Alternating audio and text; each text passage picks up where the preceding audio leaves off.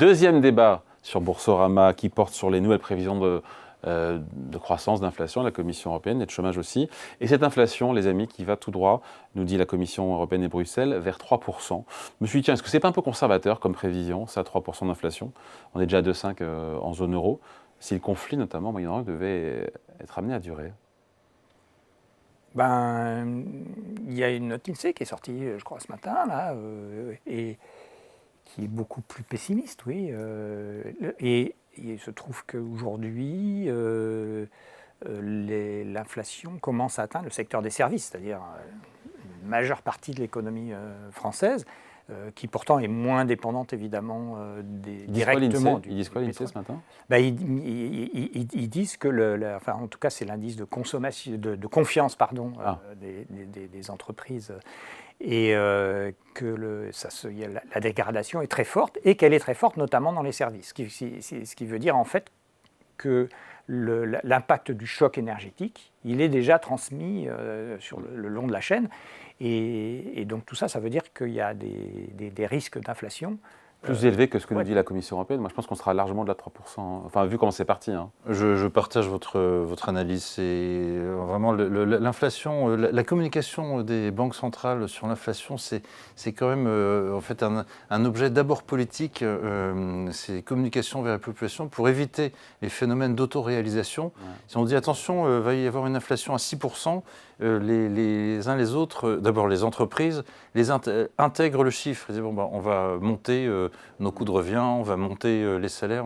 Donc il y a une communication, je ne vais pas dire manipulée, mais qui est délibérément en deçà de ce que nous éprouvons, de ce que mes clients éprouvent dans leur chaîne d'approvisionnement notamment. Ouais. Et pareil pour la croissance. Hein, de combien va coûter le choc énergétique à la croissance? La Commission nous dit en gros, scénario raisonnable, 0,3 points de moins de croissance cette année. Donc on passe, je sais pas, de 1,4 ou 1,5 à 1,2, 1,1.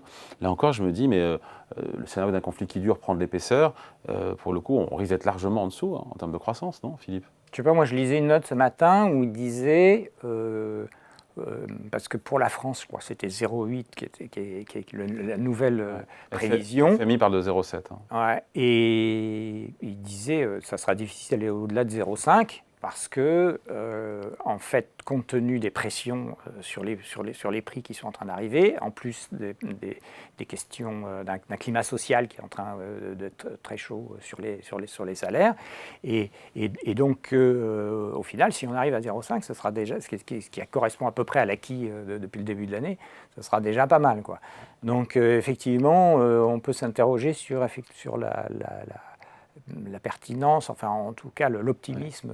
Alors l'optimisme pour le coup, là, on en vient au point qui nous intéressait selon moi, c'est là la Commission nous parle, en termes de déficit public pour la France, pour 2027, de 5,7% de déficit. Et là on se dit, le déficit français potentiellement va redevenir un sujet d'inquiétude. Et ça montre d'ailleurs la marche, l'ampleur de l'effort qu'il faudra faire encore sur le prochain budget. Absolument, non, mais et puis là on a un sujet lourd de crédibilité et donc d'influence auprès de nos partenaires européens. J'ai discuté il n'y a pas très longtemps avec Aurore Lalucq, qui était la présidente des affaires économiques, voilà, commission des affaires économiques au Parlement européen, et qui fait partie de la commission justement qui va statuer sur les déficits excessifs. On ne mesure pas. Au-delà de ces chiffres, la perte de crédibilité, d'influence de la France dans l'Union européenne, avec d'année en année notre incapacité crasse à tenir nos engagements, à même ne pas prendre d'engagement pour baisser nos dépenses et réduire le déficit. En fait, c'est l'homme malade de l'Europe. Aujourd'hui, c'est nous. Quels que soient nos efforts de communication sur les investissements étrangers qui viennent chez nous, l'homme malade d'Europe, politiquement et économiquement, c'est nous. Je pense nous, l'homme malade de l'Europe. Ouais, il y a beaucoup d'hommes malades en Europe. Oui. En Europe, il y a pas mal d'hommes malades, quoi. Mais c'est vrai que là, en termes de trajectoire, en tout cas, sur la dette, on va dépasser la Grèce ou l'Italie, qui sont les deux cancres de la classe européenne sur ce sujet. Donc, effectivement, on peut se poser des questions sur les fiscs. En fait, il y a un paramètre à la fois qu'on ne maîtrise pas et puis qui va être le juge de paix de tout ça, c'est les taux d'intérêt, quoi. C'est-à-dire c'est l'évolution des taux d'intérêt. Et, ils augmentent pour tout le monde, hein. C'est pas seulement pour la France. Bien sûr. Le Royaume-Uni, les États-Unis, le Japon, tout à fait, tout le monde. Tout à fait. Mais quand plus on est endetté, plus c'est dur mal. à avaler, quoi. Et donc ça sera et là pour tenir le déficit. Alors le Premier ministre nous dit qu'il va y avoir des programmes de réduction des dépenses. Enfin, il y a des mesures qui ont été annoncées. Il a été extrêmement prudent, il faut le reconnaître quand même, sur son plan d'aide aux victimes de la crise énergétique. 700 millions d'euros. 700 000, plus les 400 000 d'avant, 1,2 milliard. Bon, voilà.